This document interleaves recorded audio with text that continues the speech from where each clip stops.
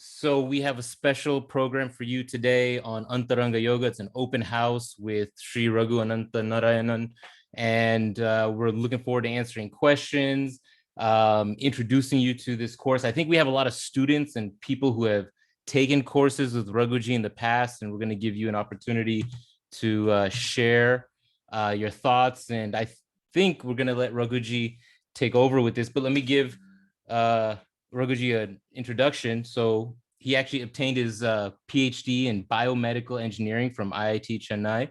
He's a trained yoga expert and coach in the lineage of Sri Krishnamacharya, often referred to as the father of modern yoga.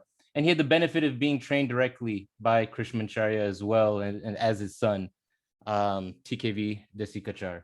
So Rugoji has co-founded different organizations. He's been a part of Hindu University for, I think, a few quarters now, and he's taught several courses, and it's been an amazing opportunity to see the students' reactions and feedbacks to how he brings his wisdom, knowledge, experience to this virtual classroom and shares it with all of you. And it's just a pleasure to have you on, Rugoji, and maybe without too much other words, Kalyanji is not joining us, but he sends his regards. President of Hindu University of America is a strong supporter of Rugoji. Glad to have you as one of our core faculty. And, I'll let you lead with this. And if you want to engage the attendees as you do, you can let me know if to promote people to panelists or however you want to approach this. Rugoji. No, can we open it out so that we can see everybody? This is not a webinar. Yeah. So I'm promoting you to panelist. You will have to accept it. So make sure you accept it and rejoin as a panelist. And then you can please turn on your camera and we can have this open house setting instead of a webinar setting. Yeah.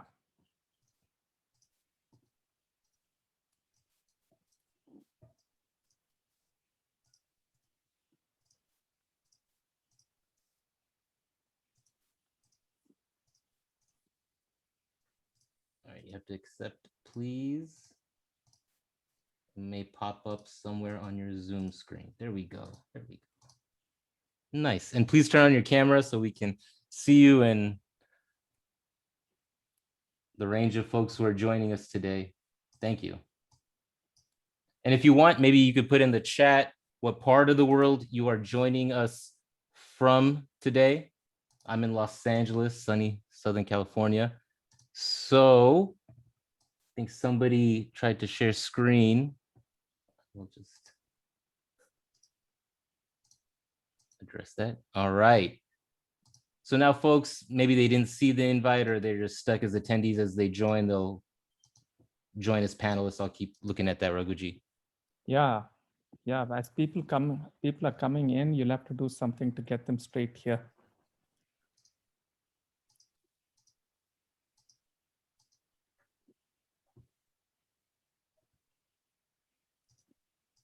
Hi. Good to see many of you, yeah?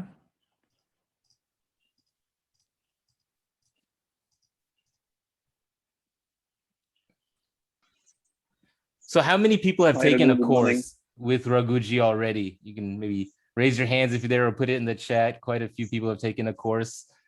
Right on. So Rugoji knows this. This is an alumni meeting.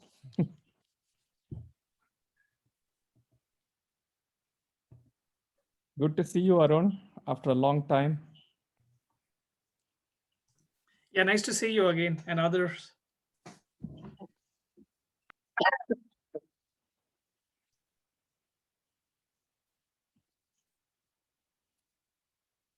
So Rugoji, I'll let you lead, right? However you want to take this. Okay. So I guess open house would mean that I just introduce what we're doing, and then we'll have people asking questions, sharing. Yeah, so let me just start off by giving you a few ideas about what we do. And I'm hoping that our alumni will agree with what I'm saying. Yeah. One of the reasons why I've been working with this whole idea called Antaranga Yoga is because the field of yoga itself has got skewed in the popular mind into understanding yoga as equal to just asana, pranayama, even there, asana more than pranayama, which, if you look at the tradition of yoga, if you look at the Yoga Sutra, for example, would cover less than 10% of what's been talked about in the Yoga Sutra. And there is one extremely critical part of the Yoga Sutra, which is called Antaranga Yoga, which is actually a bridge between the external practices, which are called Bahiranga Yoga, and the much deeper levels of samadhi and what happens when you get into deep levels of samadhi. So this is like a bridge between these two. And this bridge is critical because the mind with which we are living our normal everyday lives is not the mind that is capable of subtlety. It's not capable of responding to the world in a way that you can get into states of dhyana and samadhi. Yeah. Let me give you a very simple analogy. If you have a tuning fork, now this tuning fork will resonate to an external sound of the same vibration if this tuning fork is nicely tuned. If this tuning fork is not properly tuned, it will not respond. Right? And the mind is capable of many levels of responses. And when we are living our normal everyday lives, we are not actually tuning it to its deepest and best capability. Right? At best, we tune it enough to be competent in certain kinds of engagements with the world and external challenges. And when the entire being is not tuned properly, this response actually becomes inadequate. And you end up picking up all kinds of reactions, residues, and so on in these engagements with the world. So what we are doing in the Antaranga course is to delve into one key area that is recommended in the Yoga Sutra called the Swadhyaya. Swadhyaya means understanding more about oneself through the study of what are called darshanas. Darshanas are texts that reflect yourself back to you. So one of the best texts to help you to do this is the Mahabharata, because the Mahabharata has so many stories. It is so beautifully written, and the counterpoints of various behaviors are very, very clearly etched out in these stories. So it becomes an extremely beautiful way of becoming self-reflective and going into a deeper look into oneself.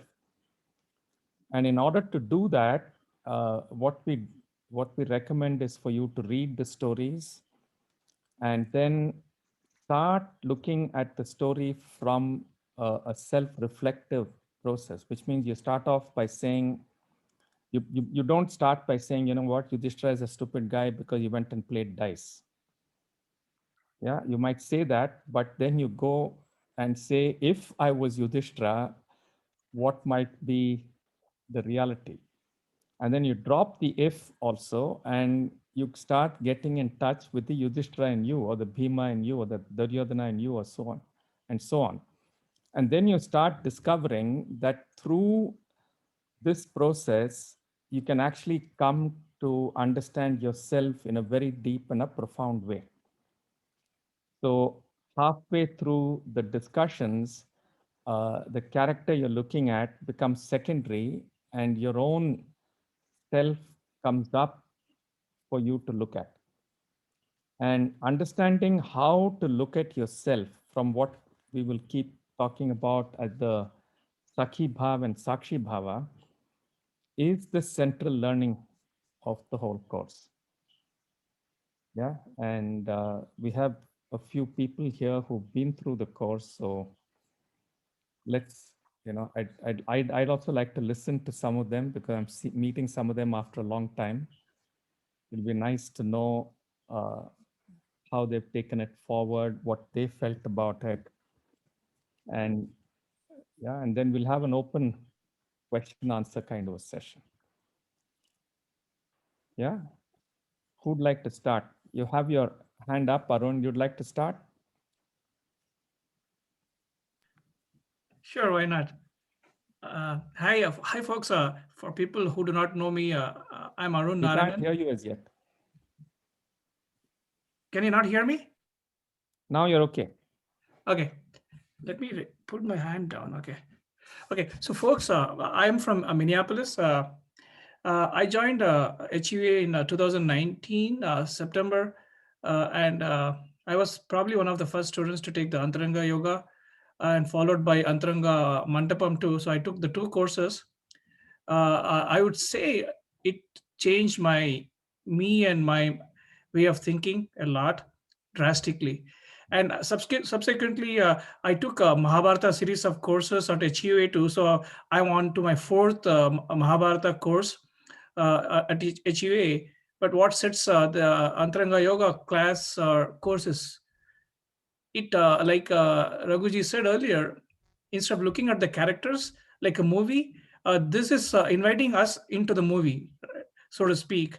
So I'm not sitting as an audience and watching and doing the finger pointing at different persons or applauding each character. I am actually inviting that character into myself and then viewing myself like in a mirror.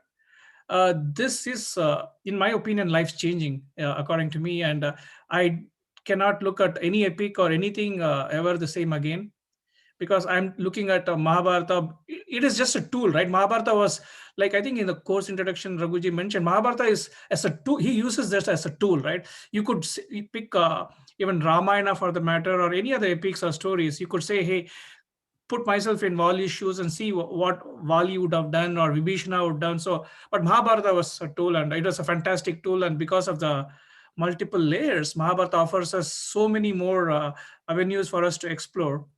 Uh, that's all I want to start off with saying that, and I'll leave room for others. Uh, I would say one word is life changing. Thank you, Arun. Yeah, who'd like to go next? Tulika, Hema, Jay. Sure, I can go next. Yeah. I'm Hemashri. I took the Antaranga Yoga class last fall. And, I must start off by saying this was really transformative. I followed this with the Yoga Sutra class, and the combination of the two literally changed my life.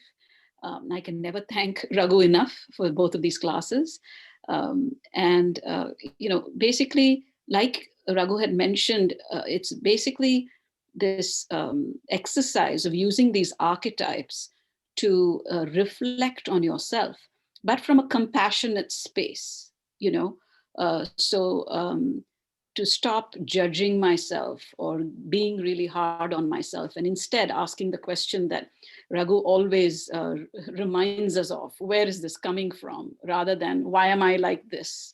So it really, really opened my eyes to layers actually within me that I didn't know existed. And it's an ongoing exercise. It's not a class that you just take once and that's it. It's something that you apply on a regular basis in your life. And of course, sometimes you need reminding, but truly I can vouch for the fact that this has changed my life. Thank you. Thanks. Yes, Jay. Thank you. Thank you for the opportunity, Raghuji. And hi all, my name is Jay Iyer. I live in the Bay Area in California. Just a quick background. I'm a technical engineer by training. I work in a large tech company, and my job entails a combination of both finance and communication. And for those that might relate to that type of a background, you're always looking at productivity, organization, professional improvement, personal improvement tips and tricks, and you pick them by reading a whole bunch of books. Maybe your company has, a seminar on how to do things better, how to manage projects, and so on and so forth. And those tips and tricks are useful for sure. But one of the insights, having gone through Antaranga Yoga last quarter, uh, I can confidently say that many of those tips and tricks are quite external to you. In other words, it makes certain things happen because it has been proven to be effective. I think what Antaranga Yoga course brings to the table here is a more reflective approach to the whole process. Like many have said before me, it is a very reflective session. Over 10 weeks, you look at various characters and try to look at yourself through the lens of those characters. And in the process, it's amazing how many things that you discover. And you go through this adjustment process as well. And I think at the end of the day, this could potentially help in bringing about a more, a holistic way of doing things, just not for the outside world, but also for oneself. And if you believe that, change has to start from within, this would be a great starting point to engage in that journey. Part of the session involves writing out some of these, reflective thoughts that go into your mind as you read through the various stories in the Mahabharata. And I found that to be a very, very valuable exercise, getting into the eventual discussion with Rugoji and the class. It is extremely conversational. There isn't a whole lot of theory involved. And like Raghu said before, it is a very experiential process itself. So I can tell you that you will walk away with a toolkit, very relatable in many ways, characters and tips and techniques and so on. And I think it's truly a self-discovery journey. I think that that you will enjoy for the rest of your life. So with that, I'll stop. That's interesting, Jay. I'd actually put together an Arjuna's toolkit for managers.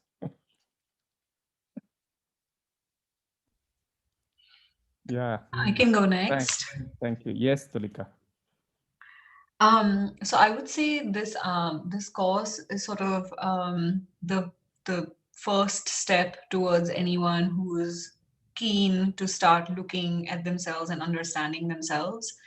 And it's done in sort of this delightful historical, mythical, and epic context of the Mahabharata, which also, by the way, was really fun to reconnect with as an adult, having only really seen it, in some show, growing up. And so the context was very entertaining and very interesting. And what the course gives you is sort of these basic frameworks, as Jay was saying, right? Some tips and tricks, if is how he called it, but some basic frameworks is how I saw it, for how to go about looking into yourself, right? Because we all want to reflect, but we don't, like, I often found that I don't actually know how to engage in it, and what are the questions to even ask when I were to go down this path. And so with Raghu and his team's sort of expert guidance and deep insights and gentle nudging along the whole way, and through the sharing of all of your fellow sort of classmates, you go on this journey of unfolding these various frameworks that he offers, right? And maybe there's 5 frameworks or 10 frameworks that he offers. I can't even keep track, but I would say that even if you take one away with you after the course, even that will take you so far along this journey of self-discovery. And that's sort of the really potent and beautiful part of this course as well. I too, like a bunch of people in this course, then subsequent to this course went on to do the Yoga Sutras of Patanjali as well, which I highly recommend if you are interested to deepen that understanding. but this is a great first step, and I couldn't recommend it more. I'll stop there. Thanks, Tulika. I think I'm actually looking at only one framework, na? Which is the Sakhi Bhava and Sakshi Bhava. And then you wear lots of other lenses on top of these and you start looking at life very differently. Yeah. Sure, Yes, I Colin? guess. Yeah. Yeah. Yes, Colin. And namaste, Rugoji, and hello, everybody. Good to see a lot of good colleagues from both the classes that I've taken. I'll just continue, where Jay and Tulika left off. And I would say, Rugoji, for me and friends, what has worked for me is, I've stuck to only one thing that I'm asking myself constantly, right? I'm trying to invoke the Krishna within me, and I ask the question, am I acting in a dharmic way? And ironically, when I joined the course, I joined the course to still get some questions answered. I still had a lot of knots in myself. And I was saying, I took the first class of Yoga Sutra with Rugoji, and I said, this would be good. Few more questions that need to be answered. And surprisingly, what the course taught me is how to ask the right questions to your own self, right? And it has tremendously helped me. Right? In most situations, I ask very simple questions. Do I want to act dharmic? And what would be the dharmic way to do it? And it's a journey, as Tulika also mentioned, right? This is just the beginning of a journey where you self-reflect and you kind of get to recognize yourself much better. I can tell you some of the knots that I had coming into the classes. Why did I act in a certain way? Why am I carrying all this burden of my past actions and past guilt? And as we transversed to the class and I started asking questions, I realized what archetypes within me had come to life in those situations. And just having that recognition, I think has kind of brought closure within me, right? Still, it's a journey, long way to go.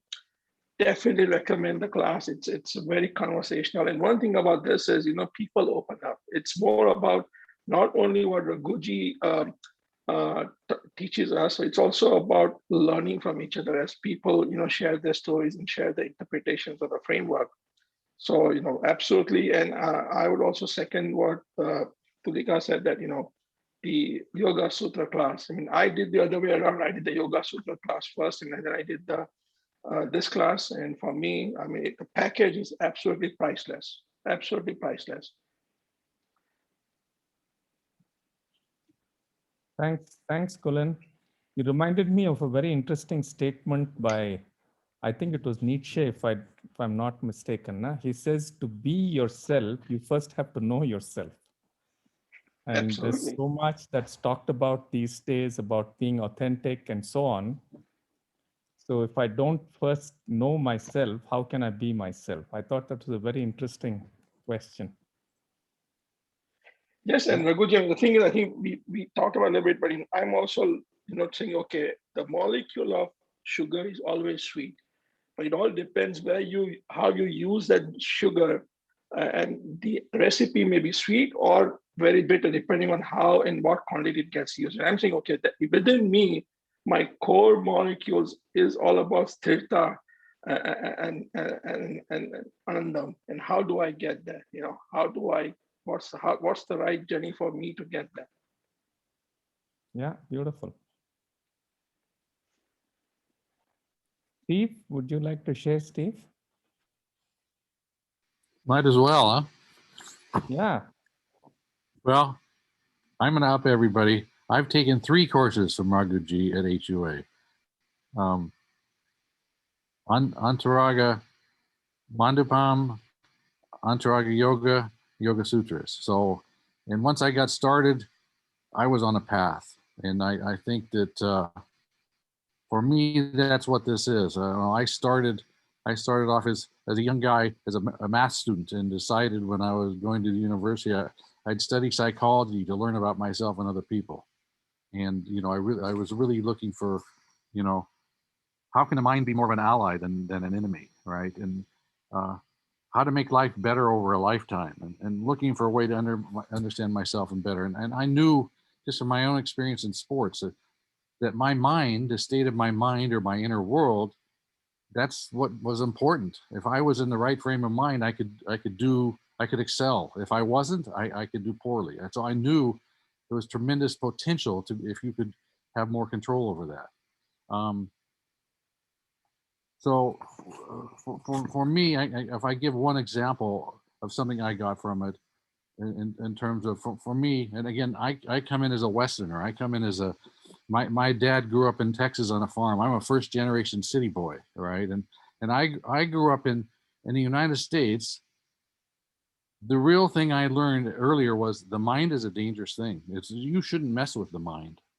And I think that's very, very, very different than somebody who grows up in India, right? With this, all this tradition. And so I think that was sitting in the background, but the example that one of my examples that I got out of the class was in looking at one of the characters in Mahabharata, which I had never been exposed to at all. But again, this is all comes back to yourself. But I realized, and this was Sahadeva, but it was, in the end, it became about me. But I realized in my life, I was slow walking. I was born pigeon, slow walking. I was almost 4 years old by the time I talked. And then that all just happened. And for me, I didn't know the difference. But when I got to like social development, I was slow at that too. But the problem that in my life that happened was I decided at that point there was something wrong with me, right? And when I decided that, I now had was introspective and trying to answer a question that really had no answers. And so I developed this extreme shyness that people would look at me and I would blush, right? But in looking at this, I reversed that. I could see the progression of my life and see how I made a wrong conclusion. I didn't, I just evaluated myself wrong, and it led me down a bad path, or a path that didn't allow me to be myself, right? So that was one example of quite a few things. But a couple other points I would like to make, though, is, and some people have touched upon this, but for these classes, and for me, there's 3 of them, but an environment is created where people can share. It's a safe environment, and we all learn from each other. I mean, and that can't be overestimated, right? And for me, what I found myself doing that was very beneficial for me was whenever anybody shared, I wanted to know how Raghuji responded. Was I reflecting like he was? And it made the class interesting from beginning to end. And sometimes I was right and sometimes I was wrong, but I was continually learning, whether it was about me or somebody else. And that environment, I mean, people get very close in this. I think the class is mostly 20, 25 people, but it's an experience, right? It's an experience I look forward to every week. So I think that's an important part of the experience. Let me see if.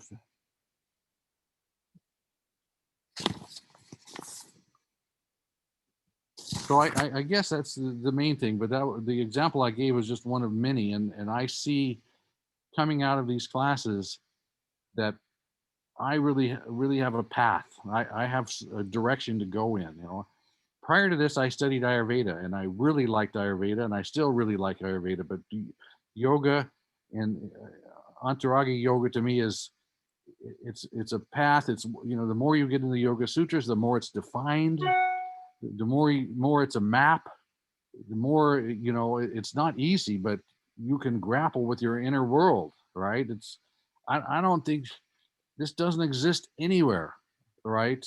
That I know of. In the Western world, maybe there's little pieces of it, but here it is right there. It's just, you just got to go for it. But it's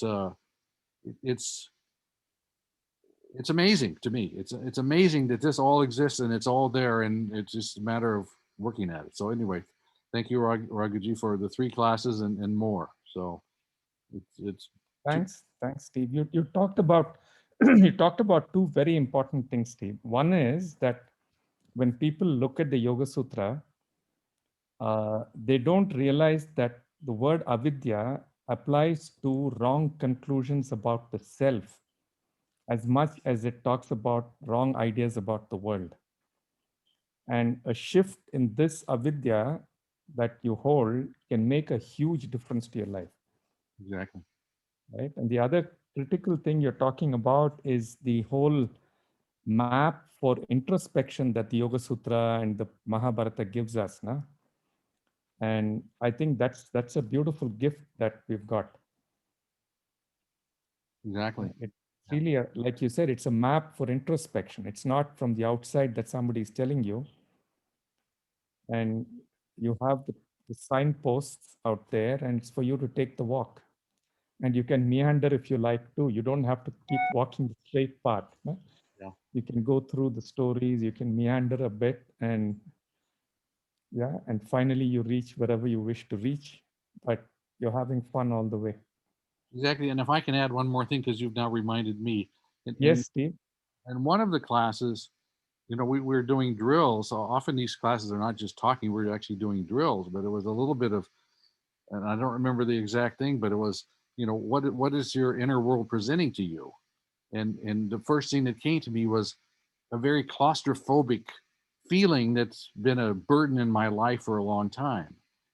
And in the process of examining it in a new light, I looked at it differently. I was focusing on the wrong thing.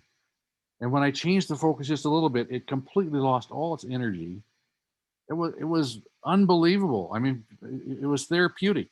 And I'm not sure that I'm never be claustrophobic again, but that one thing. And I try to think of an example of this, and that would be if somebody walked into a room with a gun in their hand and you only concentrated on the gun, that would be the incorrect focus. That's the gun isn't the problem. The gun is somebody's intentions, right? So anyway, this was a very powerful experience. And so to me, this is a little bit like free therapy, right?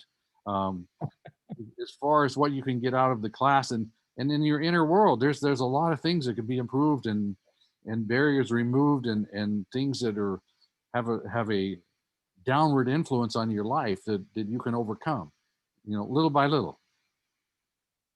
Anyway, I think I've taken my time. should we open it out for questions, Ankur? Yeah. And we'll have Ishwar answer the first question that comes up. What do you say, Ishwar?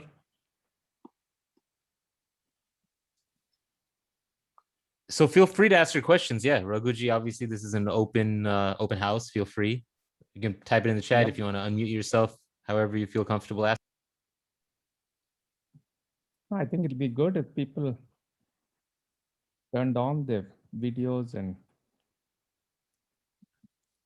Well, I can just make a comment that of course, I took Rugoji's class in the recent spring quarter.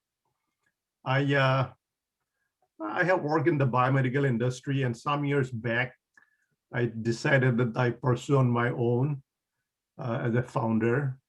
And I come across varieties of people and situations. And obviously, my wife would even remind me that don't blow your retirement funds in your hobbies and go wild. So so that reminder comes. But in the meantime, I see. Of course, I read Mahabharata at my age 10, so I know the stories. But it lets you revisit the story by internalizing within you and see how you react. So that is a new way or new perspective that I came across in Rugoji's class. So who am I? Where am I? What am I to do when I am facing a difficult situation? So that thinking process, and that there is no external answer. The answer ultimately will have to come from within you. That became very clear. So I appreciated that part. And then I even realized that those people who artificially you may call they're atheists, they do not believe in any religion, but they also have their inner thinking. And then if you think about Sanatana Dharma, it says that, you always try to do the good things. So you have to internally feel good about it, because what is good to you may not be good to somebody else. But you internally do what is right for you, and that's all you can do. And I thought that was a very good way for me to move ahead. So that is my learning. Thank you. Thanks a lot, Binoyji. Yeah, can we have some questions, and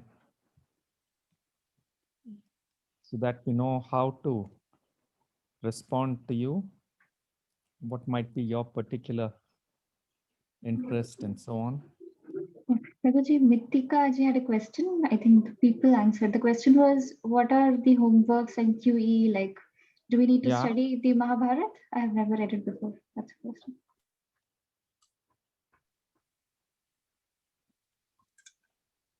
I'm not too good with all these chat business here. Yeah, she just kind of asked it though. Or what do people's familiarity have to be with Mahabharata or other scriptures? Maybe her question was specifically about Mahabharata. That's the question. Okay. But just broadly, what is the requirement? What do you reading? How does all that work? Yeah. I mean, there's an assignment each week that's maybe 5 or 10 pages, I think and you're not reading on your own unless you wanted to. It's not required. I had no experience with the Mahabharata before I took the class. So it's pretty limited. It's not a burden. Yeah, what we ask of you is we send you some stories that we have curated. Most of them are fairly familiar stories. They're not always, if you've been through the Mahabharata even superficially, you'd remember some of these stories. And we then explore these stories in a lot of detail. So we look up each character, like the 5 Pandavas and then Karna and Draupadi through stories. So we send you the stories that we have curated. You read the stories, and the good thing, like Jay was saying, for you to reflect on it and do some writing about it. And then you come to the class and we have a dialogue. Thank you. And thank you for the answer. So more like a process group. Yeah.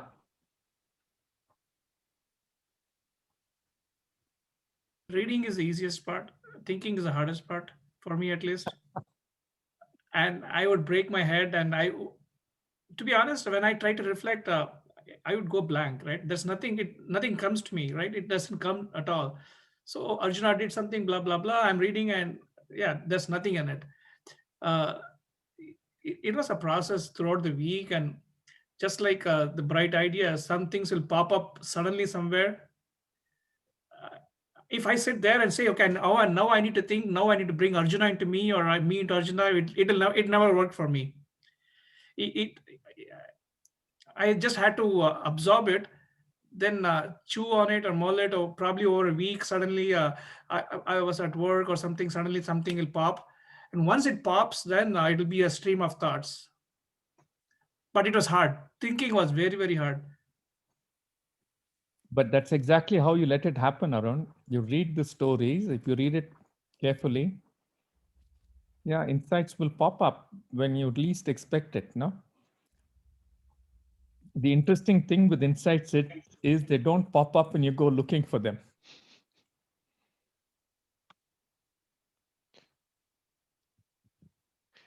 If I can just quickly build on what Arun just mentioned, the reading and the reflective part did bring about memories, right?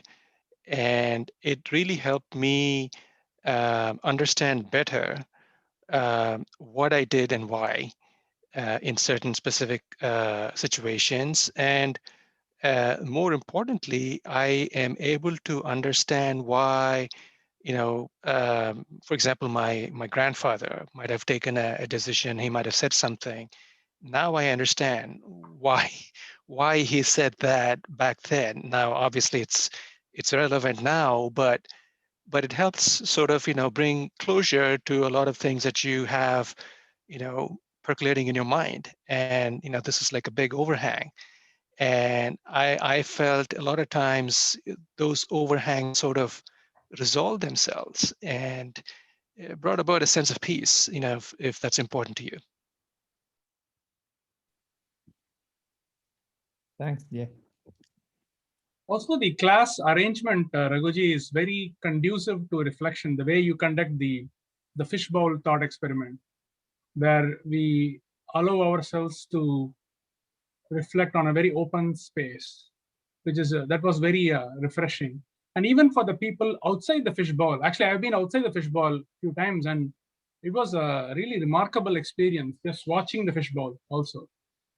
And needless to say, this is the most interesting subject in the world. I'm not talking about Mahabharata here because I am the subject. So the most interesting subject in that sense. So that helps a lot. So the reading helps, but reading is only a catalyst. The real event happens in those fishbowl discussions, both in and outside, depending on where you are. That's right. Yeah.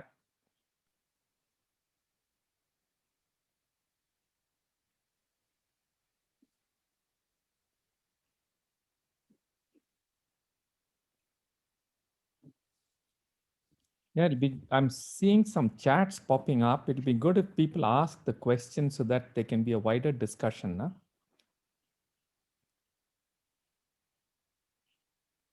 I was just responding to Mitika's question about PTSD and mental illness. I was telling yeah.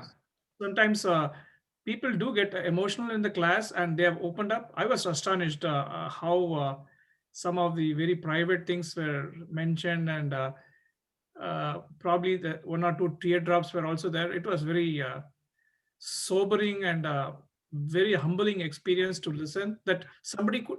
The biggest thing was I felt was somebody could trust me was a huge thing there.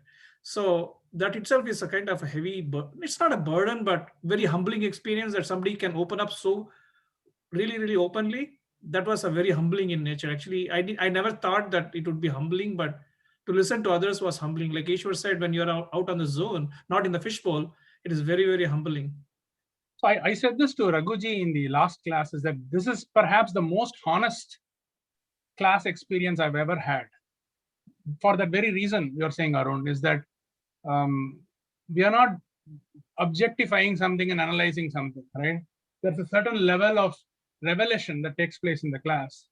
And then that's done with the faith in the people, right? And the process. And to me, that was very, I was completely blown away by that. In fact, that just being there itself was an uplifting experience. I mean, just being in that, because that, you don't get that kind of honesty normally, even in life. Forget classes generally. Yeah. Yeah, you mentioned something about PTSD or something, Arun? Yeah, Mitika asked about it. I can talk about it. Okay. The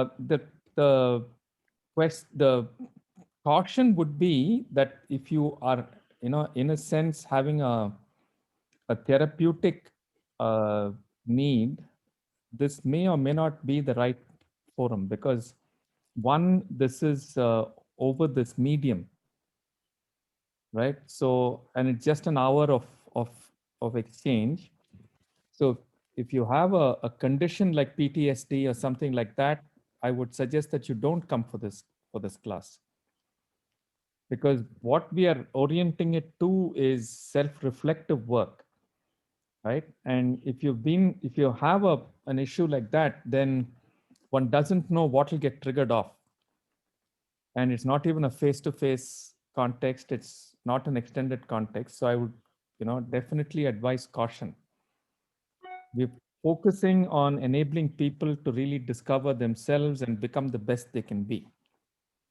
That's the focus. Yeah. So it's not, yes. I'm personally not qualified to deal with any therapy, Mitika. Yeah, no, I was just actually, I work in that field. So that's why I was kind of looking at from a evidence standpoint, like, does this help you kind of get over your traumas? Okay, I did something, what I It know. does. It That does. from that way, not like, okay, this is the therapy. No, this is the, but I know that, you know, when you do advanced course after you do yoga teacher training and, you know, years and years into that, you can do yoga therapy. So I wanted to know. So it sounds like this is an introductory course. That yoga therapy is like a different level. That's right. And yeah, I have, you know, in other spaces, I've worked with people with deep trauma and things like that, but this is not the space where I would advise that to happen. Yes, yes. I was just kind of wondering from a professional standpoint. But yeah, I get it because this seems to be like a more high functioning class. Yeah, but I think if you're dealing with people who need therapy, I think it'll be good for you because it'll help you to anchor yourself, I guess. And yeah. Yes, that's precisely why I'm looking at this class. Good. Thank you. Yes, Tulika? I just saw a question there that says, in addition to understanding the psyche, does the course provide guidance in shaping the psyche towards a better self? And I just wanted to address that for a second, Please, because yeah. I will say that I kind of came into the course with the mindset of, you know, I need to fix myself and I need to fix patterns that I am showing in my life that are not working for me, etc., etc. And really, what you learned through the process was more about, first you need to, not first, you need to understand yourself and not fix yourself. And I think that's one of the basic tenets of what Raghuji sort of teaches right from the get-go. And so I'll leave it at that, but that was quite a transformative shift in my mindset, at least through this course, which is going from I need to fix myself to I need to understand myself. So I'll just leave it at that. No, what you're saying is very important, Tulika, because each of us is gifted with so many possibilities and propensities, na? And just giving it a space to unfold is a beautiful thing to do. And most of the time we get into this idea that we have a problem to fix more because the way other people are responding to you rather than your own, you know, look at yourself. Right? And once you look at yourself as something that needs to unfold, life is fun. Yeah, you don't need to fix anybody. You don't need to fix yourself. You don't need to fix anybody.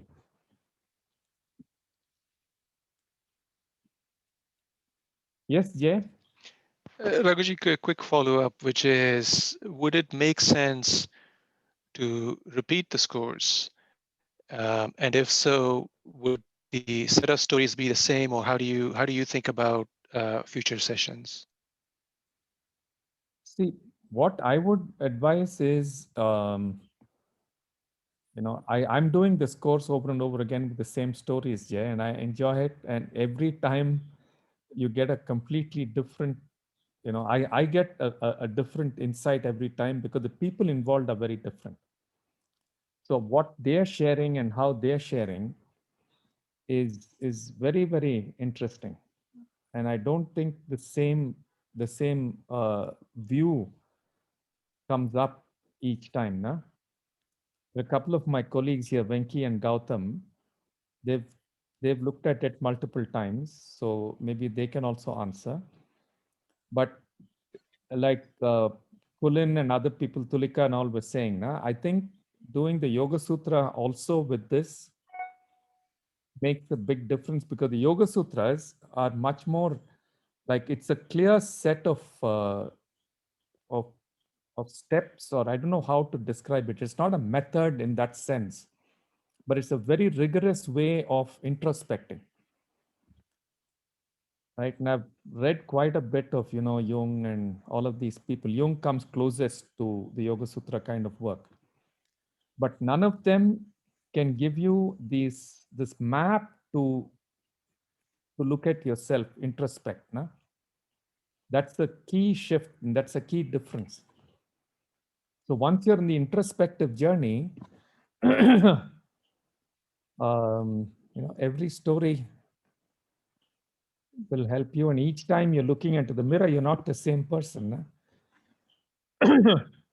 There's one of these Greek people who said you never step into the same river twice because you're not the same person and it's not the same river.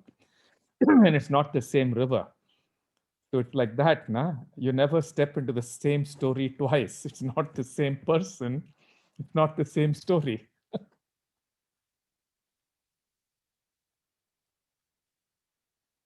Yeah, Venki or Gautam? I'd like to, yeah, I can, yeah, go ahead, Gautam.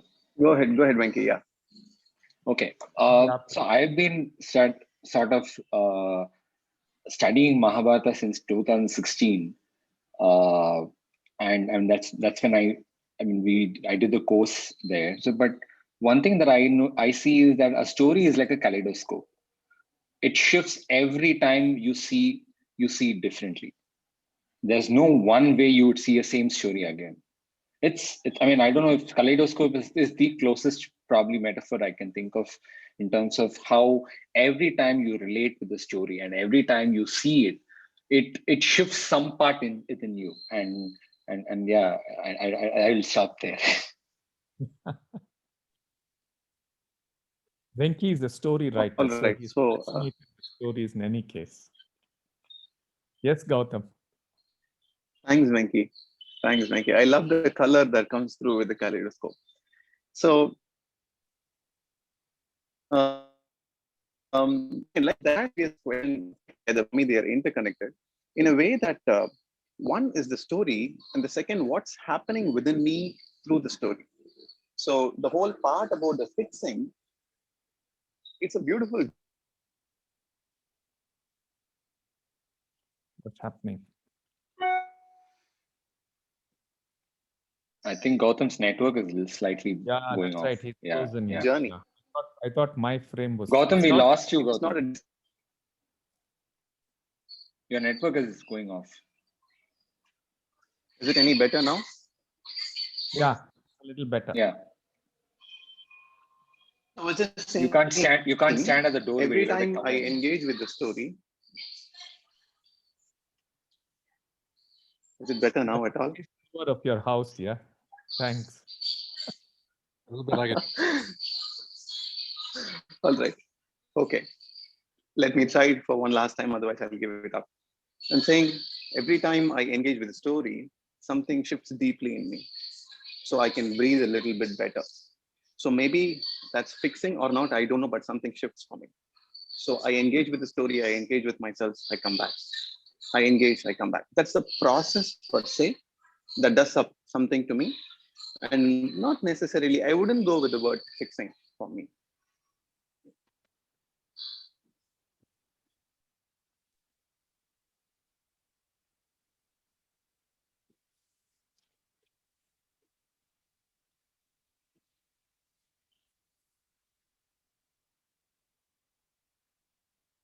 Is there anything you, yes, Arun? You're going to say something? No. No, I was checking myself too. It was, if it was my network that I froze.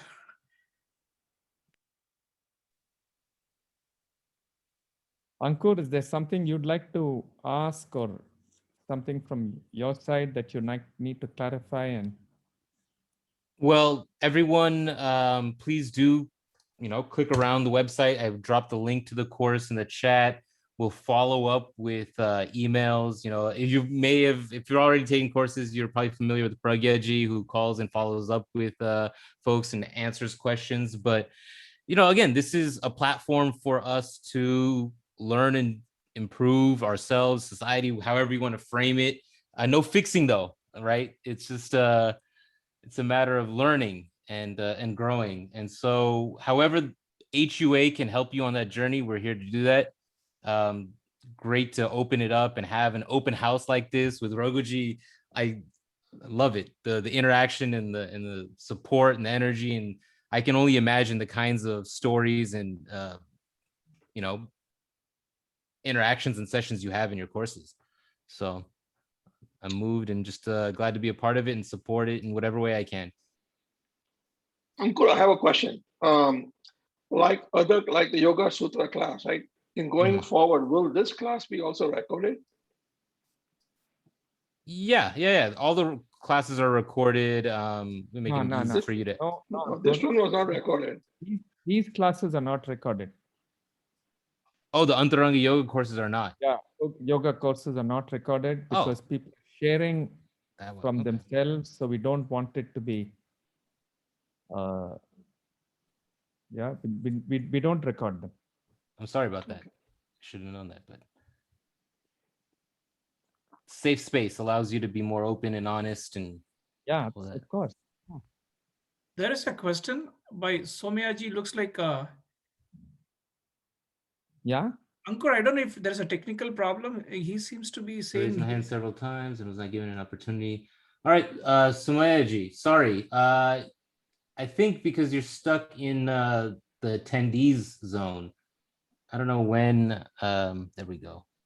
What happened?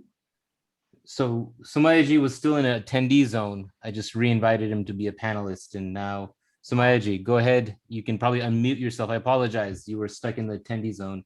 I've promoted everyone to panelist one more time in case you missed it the first time. I see his name here. Yeah. Yeah. Go ahead.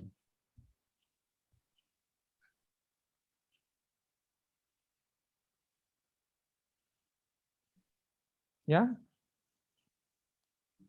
Sumayaji, just not giving feedback about the submitted questions is a deficiency, as Sumayaji was saying. During the course, some people kind of just took over, and it kind of feels like, you know, sometimes that step up, step back maybe is one of those things that Sumayaji is bringing up. Who's taking up space and how does the conversation go one way or the other, which you probably deal with all the time. And maybe you have some thoughts on that. Yeah, you know, Gautam, Venki are there to facilitate and modulate. Yeah. But I think some of the participants have to respond to this.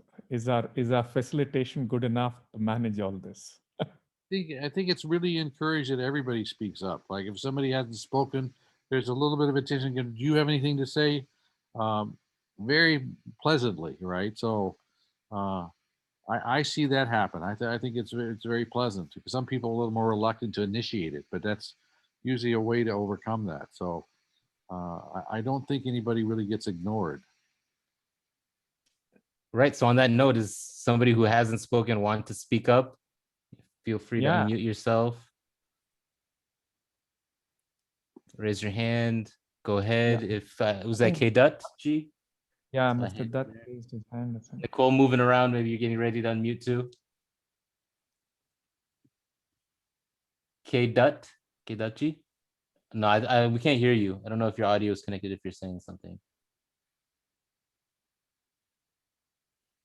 I still can't hear you. I think he's speaking, but we can't hear. Yeah. Now he muted. Just trying to check the audio on his system. Maybe while he works on that, anybody else who hasn't had a chance to speak? Not that we're trying to mute anybody. Maybe you need to, if you can sign out and sign back in, maybe the audio will get connected again, Kedachi, because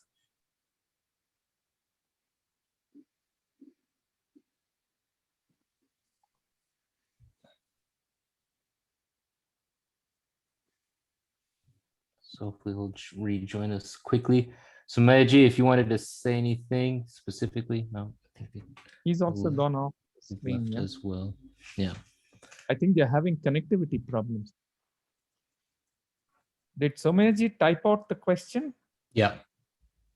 Can you read it out? So we well, that's kind of what I was saying. So he said, and I'll read it word for word right now. I raised my hand several times and was not given an opportunity. The questions I type in do not show up and not answered. Not giving feedback about the submitted questions is a great deficiency. During the course, some people took over. Just look today. Thanks. Sorry, yeah, I didn't see I didn't notice that.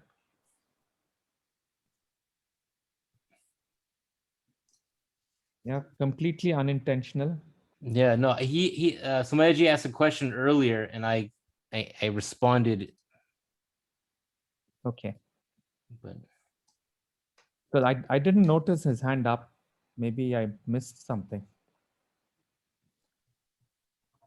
apologize for that. I'll follow up with him.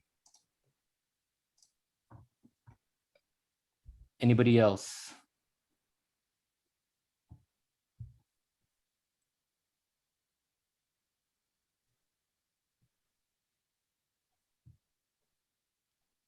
We'll have to do that 3 times, Ankur. Anybody else once? Anybody else twice? Going once? Going once. Ah, there we yes. go. Padmaji. Pranam Raghuji. Can you hear me? Yeah. Okay, cool.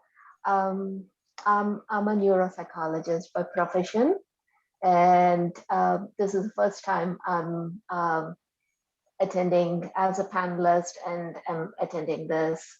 So bear with me if I'm not true to the words or what you all discuss in the course, but from an outsider's perspective, coming in, and I would love to take this course. My field of research, or I'm looking at Ramayana more and more for the past 10 years, very seriously for the past 5 years. So looking at the interpersonal relationships, and as you said earlier, as a self-reflective, as a mirror, as a darpana for the processes that happen within you. So that's my main focus. And I teach this class to teenagers. Oh, Especially teenagers. So I'm truly curious, and I'm excited to be part of your course and curriculum to start off and get to understanding and get to know the terminology, the technical words, because for me, getting the input from my grandmother, always an itihasa is a Sakhi Bhava. And so it's a friendly way of looking at things. And Ramayana is extremely friendly. It's very, very subtle.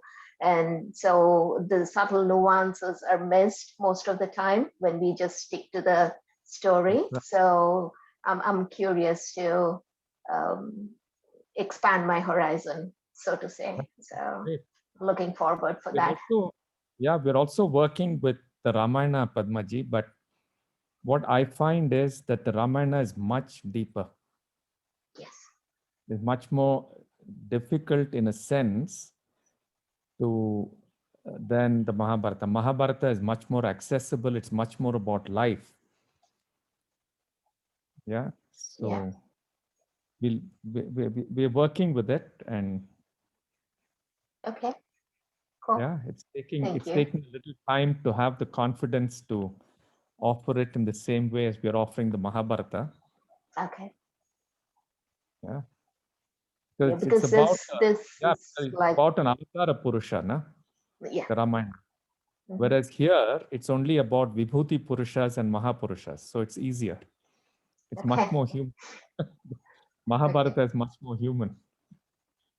Okay. Cool. Like that perspective. Cool. Okay. Thank you.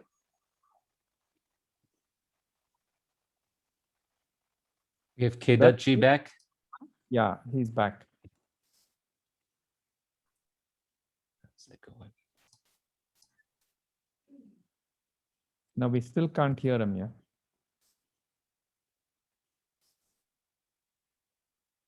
Raji, can you just type in your question?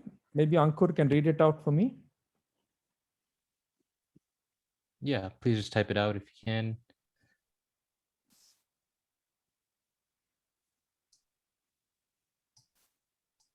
if anybody would like to ask anything, don't feel comfortable unmuting. You can type it in, of course.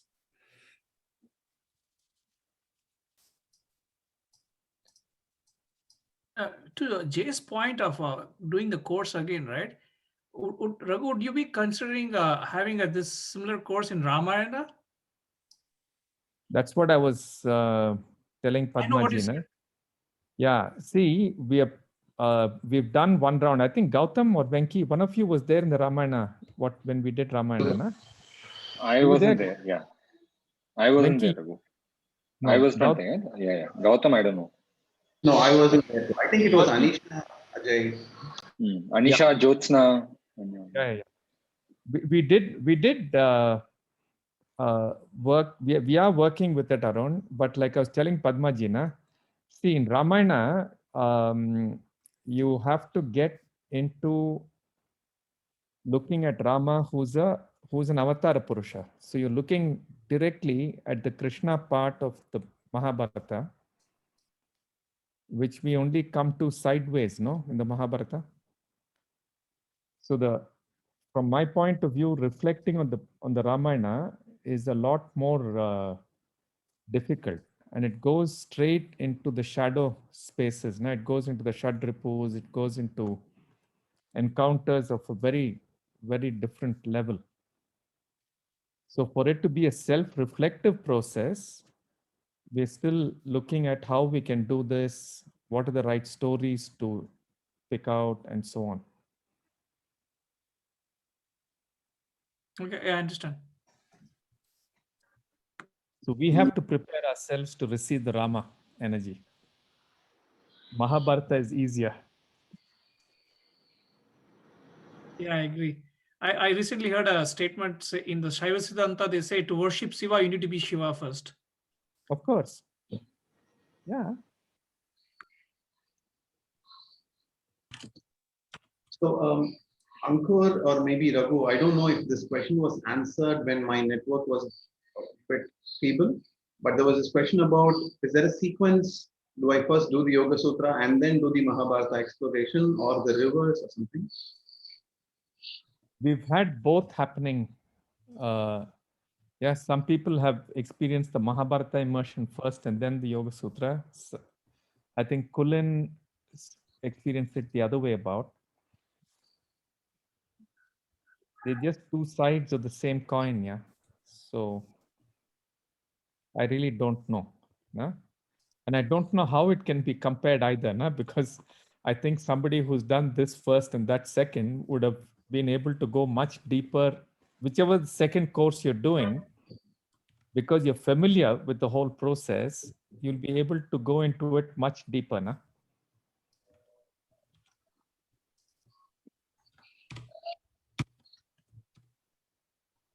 Because we're fundamentally, helping you to look at yourself, right? Exactly.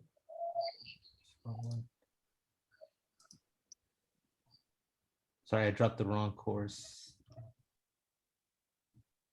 What's that? Yoga Sutras. Ankur has dropped the link for the course on the chat box of the Yoga Sutra. No, that's not the course. Yeah, that's a different one. That's what I was saying. I just put the right one in. Sorry.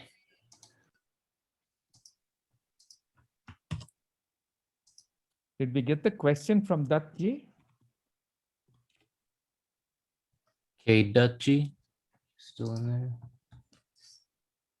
Datji, I can see you speaking, but you're still not audible.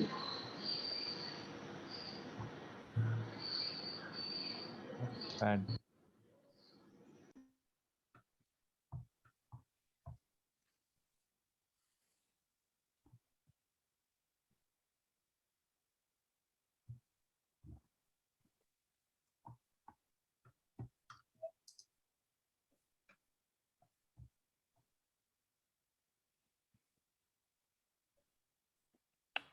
Okay.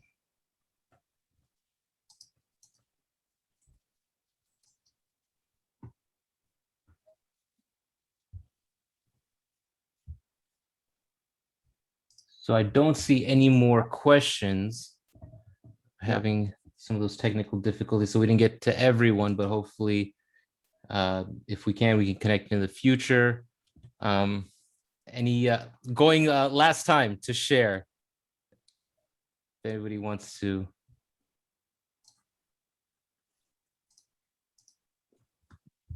Raghuji, maybe one quick question, if it's okay.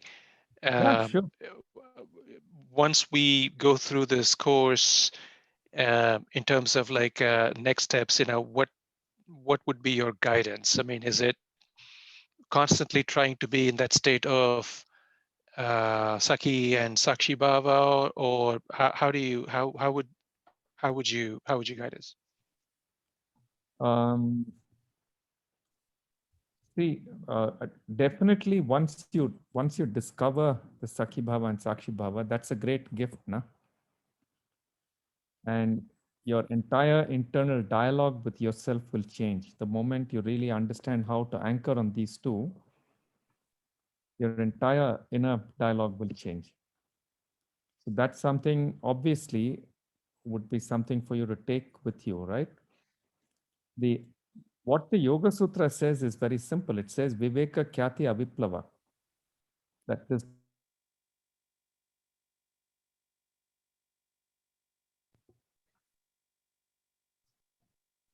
I think now Okay, I think Rugoji is we having, lost. yeah. Yeah. We'll give it 10 seconds for Raghu to come, or maybe I can add in quickly before that. Jay, I would leave Raghu's point of view to him. For me, can I engage myself in some practices that helps me be in the state of Sakhi, Sakshi, Bhava as I go through my daily life? So life happens and I get thrown out each time. So, and can I come back to myself? Can I anchor in myself that allows me for the Sakhi and Sakshi Bhava to be present with me whenever I engage with life intensely or lightly, whichever way. So for me, one of the ways of engaging or creating that practice is to be in sessions like these, call it facilitate, co-facilitate. But just when I am engaged in spaces like these where I'm reflecting, sharing, it definitely helps me. I do an asana pranayama practice when I try to bring in the Sakhi, Sakshi Bhava for myself. So can I create those small practices which helps me enable the Sakhi and Sakshi Bhava for myself? Is Raghu back? Yeah, Rugoji is back, just a little technical. So if you want to continue, Rugoji. Yeah, so I was saying that this Viveka Khyati, this ability to observe carefully, is what takes you into the deeper levels. Right? And, technically, you cannot do meditation. You can only choose something to observe. And when you start observing it carefully, you automatically move into levels of dhyana. It's just a consequence of having chosen something to attend to in a very deep way. So that is the practice. Once you've learned it, yeah.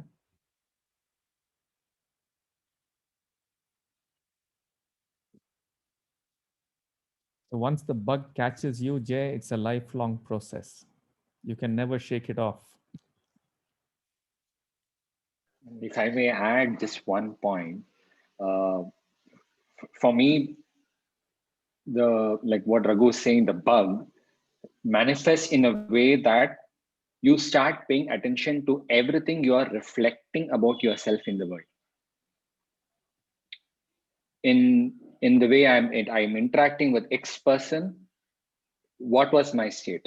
So you start looking at that process takes over, and in a certain sense, I am not doing this process only when I am engaging in this space. I'm doing this process when I'm writing. I mean, I do a lot of writing. So when I'm writing, when I do consulting, so all those ways you start internalizing them there. So the bug is in terms of internalizing it to as deep ways as life can take us in. Yeah. And it'll finally take you to Kaivalya. If you stay on the path for long enough, you'll reach Kaivalya.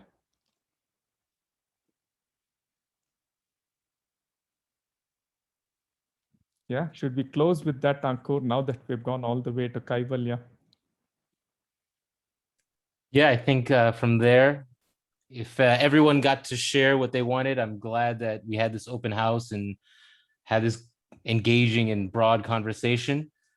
And hopefully we'll see you in one of Rugoji's classes. You're only teaching the one Antaranga course this summer quarter though, right? That's what I was thinking. That's right. That's just right. one course over summer. And then in the fall, we'll see what else Rugoji is teaching. So right now, please enroll in the Antaranga Yoga course, maybe a second time, new stories, new connections.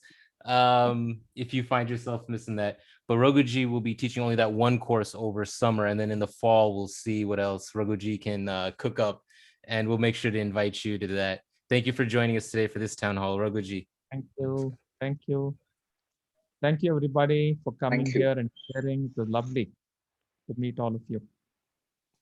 Thank you. Namaste. Namaskaram. Bye. Namaste, Rugoji. Namaste. Namaste.